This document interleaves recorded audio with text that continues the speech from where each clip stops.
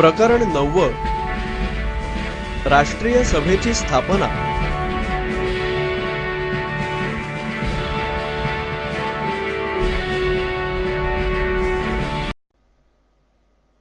राष्ट्रीय जागृती होऊ लागल्यामुळे भारताच्या वेगवेगळ्या प्रांतात राजकीय चळवळी सुरू झाल्या होत्या। त्याला अखिल भारतीय स्वरूप देण्याचे प्रयत्नही या काळात सुरू झाले। इंडियन असोसिएशन या संघटनेने कोलकाता येथे अखिल भारतीय परिषद भरवली। यावर आधारित प्रश्न आहे, इंडियन असोसिएशन या संघटनेने टिंबटिंब येथे अखिल भारतीय परिषद भरवली। उत्तर आहे, इंडियन असोसिएशन या संघटनेने कोलकाता येथे अखिल भारतीय परिषद भरवली। या प्रयत्नांतून राष्ट्रीय सभेच्या स्थापनेची कल्पना पुढे आली।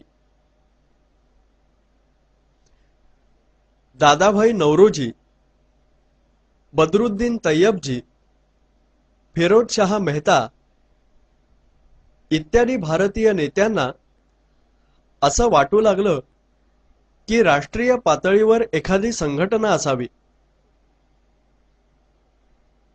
त्यांनी निवृत्त ब्रिटिश अधिकारी सर ॲलन ह्यूम यांच्या सहकार्याने इंडियन नॅशनल काँग्रेसची म्हणजेच भारतीय राष्ट्रीय सभेची स्थापना केली।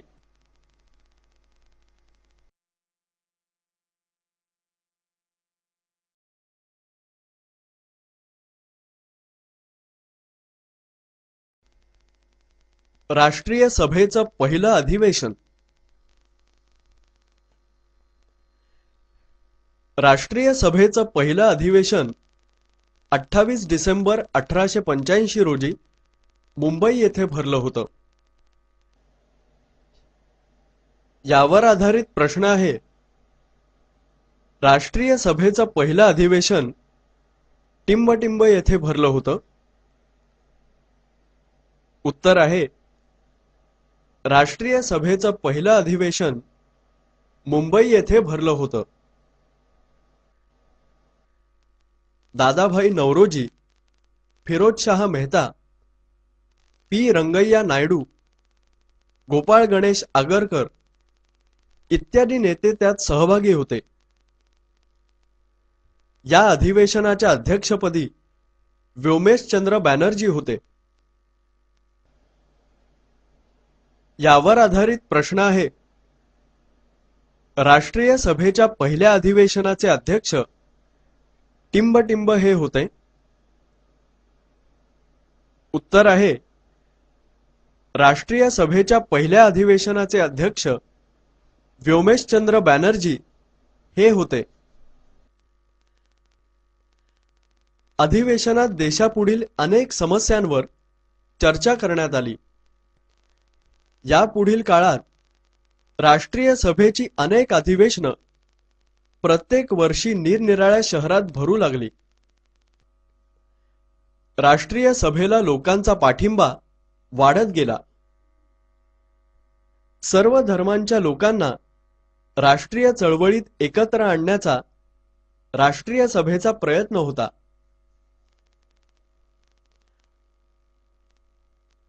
अर्थातच भारतीयांची ही एकजूट ब्रिटिश सरकारला धोकादायक वाटू लागली।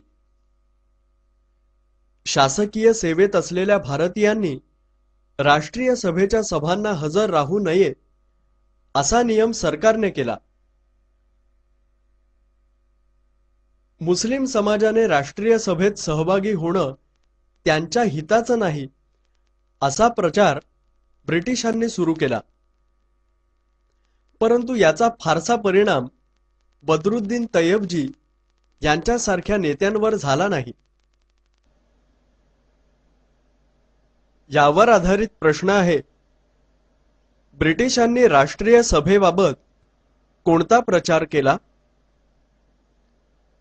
उत्तर आहे, 1. राष्ट्रीय सभेतून भारतीयांची होणारी एकजूट ब्रिटिश सरकारला धोकादायक वाटू लागली. 2.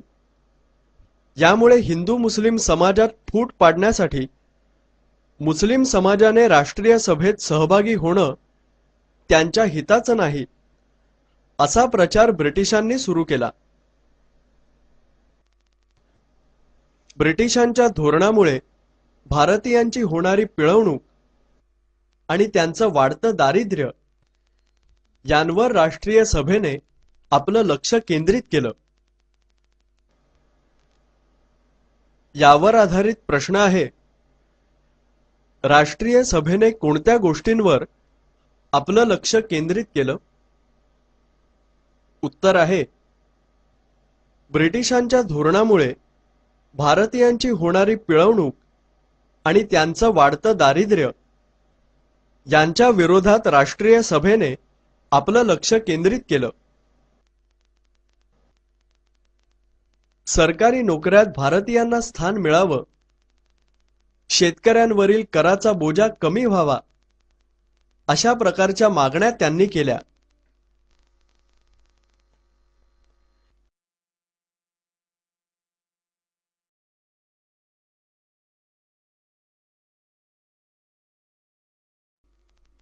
मवाळ गट व जहाल गट. राष्ट्रीय सभेच्या प्रारंभीच्या काळात तिचं नेतृत्व पूर्णपणे नेमस्तांच्या म्हणजे मवाळांच्या हाती होतं. सरकारला निवेदनं, अर्ज, विनंत्या केल्यास ते आपल्या मागण्या मान्य करेल यावर त्यांचा विश्वास होता. यावर आधारित प्रश्न आहे, मवाळ नेत्यांचा कोणत्या गोष्टीवर विश्वास होता? उत्तर आहे, सरकारला निवेदनं, अर्ज विनंत्या केल्यास ते आपल्या मागण्या मान्य करेल यावर मवाळ नेत्यांचा विश्वास होता. सनदशीर मार्गाने सुधारणा घडवून आणण्याचा मार्ग त्यांनी स्वीकारला.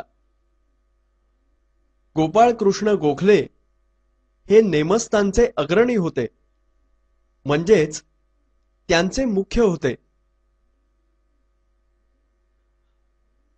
अर्ज विनंत्यांचा विचार करून ब्रिटिश सरकार भारतीयांच्या मागण्या मान्य करेल ही भारतीयांची आशा फोल ठरली.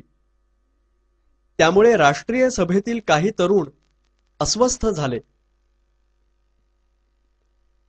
नेमस्तांच्या मार्गाने जाऊन राजकीय चळवळ पुढे नेता येणार नाही असं त्यांना वाटू लागलं.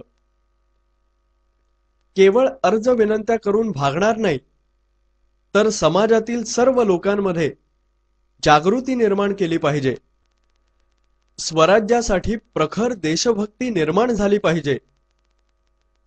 जनतेने आपले हक्क संघटित होऊन झगडून मिळवले पाहिजेत यांवर त्यांचा विश्वास होता. अशी विचारसरणी असणाऱ्यांना जहाल असं म्हणतात. यावर अपेक्षित प्रश्न आहे, जहाल विचारसरणीच्या नेत्यांचा कोणत्या गोष्टींवर विश्वास होता? उत्तर आहे, केवळ अर्ज विनंत्या करून ब्रिटिश सरकार आपल्या मागण्या मान्य करणार नाही, तर 1. समाजातील सर्व लोकांमध्ये जागृती निर्माण केली पाहिजे. 2. स्वराज्यासाठी प्रखर देशभक्ती निर्माण झाली पाहिजे. आणि 3. जनतेने आपले हक्क संघटित होऊन झगडून मिळवले पाहिजेत यावर जहाल विचारसरणीच्या नेत्यांचा विश्वास होता. अशा तरुणांचं नेतृत्व लाला लजपतराय, बाळ गंगाधर टिळक आणि बिपिनचंद्र पाल यांनी केलं. लोकमान्य टिळकांनी केसरी व मराठा ही वृत्तपत्र सुरू केली. यावर आधारित प्रश्न आहे, केसरी व मराठा ही वृत्तपत्र टिंबटिंब यांनी सुरू केली? उत्तर आहे केसरी व मराठा ही वृत्तपत्र लोकमान्य टिळक यांनी सुरू केली. या वृत्तपत्रातून ते भारतीय जनतेला आपल्या हक्कांची जाणीव करून देऊ लागले. सार्वजनिक गणपती उत्सव आणि शिवजयंती उत्सव यांच्या माध्यमातून त्यांनी लोकांमध्ये राष्ट्रीय भावना जागृत केली. यावर आधारित प्रश्न आहे, लोकमान्य टिळकांनी लोकांमध्ये कोणती भावना जागृत केली? उत्तर आहे लोकमान्य टिळकांनी लोकांमध्ये राष्ट्रीय भावना जागृत केली.